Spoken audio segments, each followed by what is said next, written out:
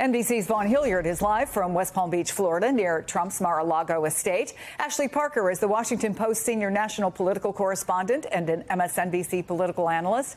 And former Congressman Carlos Curbelo is back with us. So, Congressman, the Washington Post reports that Trump's aides are looking into implementing some of their recommendations, quote, with or without congressional approval. That's according to two people with knowledge of the matter who spoke on the condition of anonymity. These are private deliberations.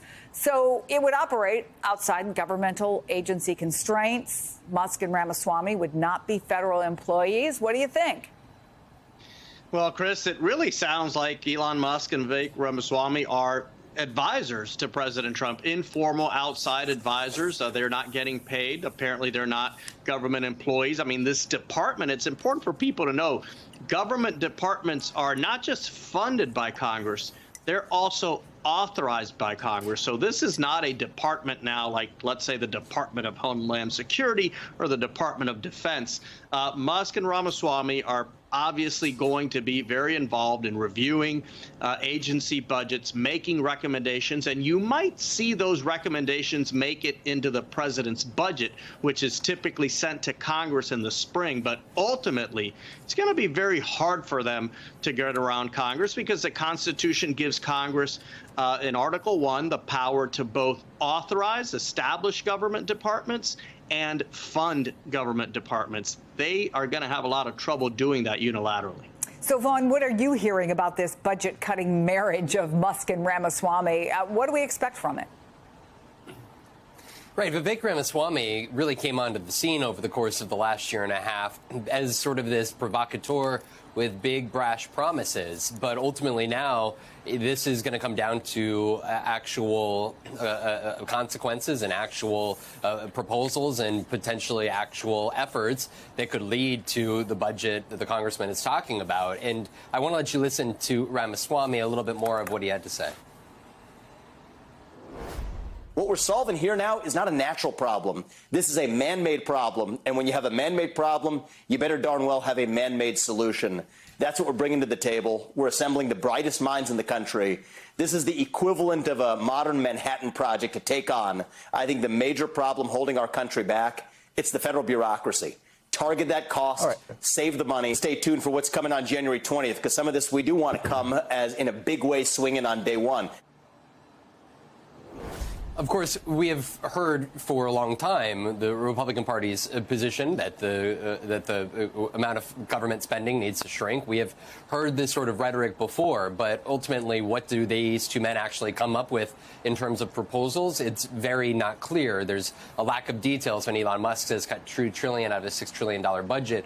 Where do you begin to cut? And to what extent are you relying on cutting the federal workforce and salaries? Vivek Ramaswamy has suggested that if you required all federal workers to go into the office Monday through Fridays, you'd be able to eliminate 25% of the federal workforce in itself. Elon Musk has also talked about consolidating the number of government agencies, which would again require congressional authorization in order to go and reorganize the way the departments and agencies are currently organized. So there's a great level of skepticism, and it also should be noted, questions over, as serving as outside advisors, the extent to which they would have to turn over financial disclosures as well as conflict of interest statements. Of course, Elon Musk has billions of dollars in federal contracts, and there's a question as to what sort of information he would be privy to that would be within the federal government while serving as an outside consultant. So, Ashley, you and some of your colleagues point out that Musk has emerged somewhere between, and I'm quoting you here, unofficial co-president and first buddy. And then lawmakers who were there when he talked to House Republicans say that Trump joked, quote, Elon won't go home. I can't get rid of him. Look, I mean, obviously, the guys are right. Congress makes decisions about the budget. They have to vote on it.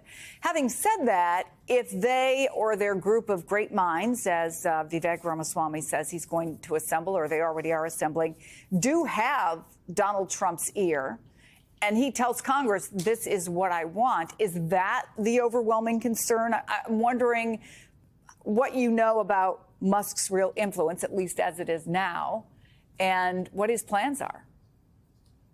So right now, his influence with the president-elect in particular is tremendous. And again, this would be sort of an extra governmental agency. Elon Musk would not be going into the government. He would be serving as an outside advisor. There's sort of an irony there that you are creating an entire department to try to eliminate or make other departments more efficient.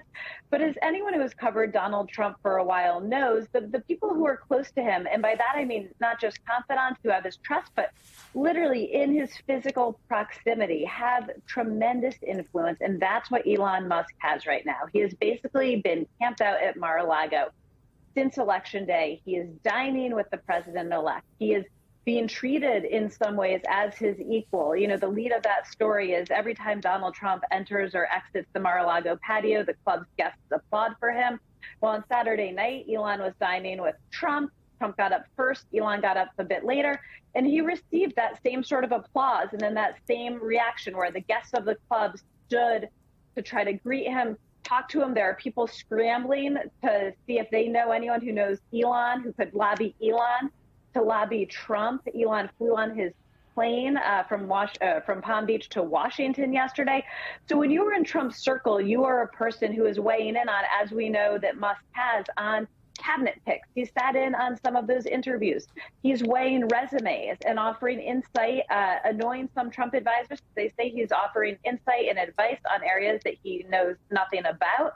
But right now, in that unofficial way, that is everything for President-elect Trump, Elon is sort of the premier person right now. So far, so good, I guess, is the message there. But actually, I'm trying to imagine these three men, Trump, Musk, Ramaswamy, all in the same room when there's a tough decision to make. They're all used to being the boss. They're all used to having whoever's around them acquiesce. Can, I don't know, this bromance, this alliance, this friendship, whatever name you want to put on it, last? So it's a fascinating question and a good one. And people are already talking about if and when that eventual implosion will come. Right now it works because it is sort of mutually transactional and mutually beneficial. And in certain ways, I would put my money, based on my reporting, on Musk lasting longer than people might expect and longer than some aides already would like, in part because he represents what Trump admires, likes, respects, covets. He is incredibly rich. He is self-made. And most importantly, he doesn't need anything from Donald Trump. He certainly stands to benefit from Donald Trump with all these financial entanglements and conflicts of interest and government contracts. But often Trump grows to resent people when he feels they are profiting off of him in some way. And so in certain ways, the thing that gives Musk a modicum of independence and credibility, which is that he can walk away from this at any moment, is the thing that will make Trump want to keep him close and win him over and sort of forgive some transgressions that he might otherwise be more punitive about coming from someone else.